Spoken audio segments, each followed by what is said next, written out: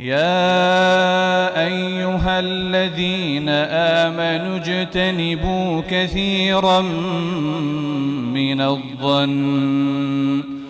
إن بعض الظن إثم ولا تجسسوا ولا يغتب بعضكم بعضا أيحب أحدكم أن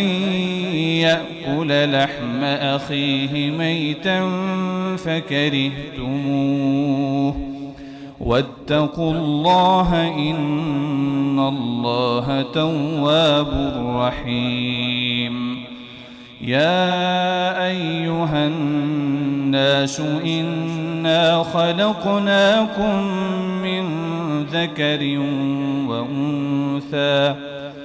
وجعلناكم شعوبا وقبائل لتعارفوا إن أكرمكم عند الله أتقاكم إن الله عليم خبير.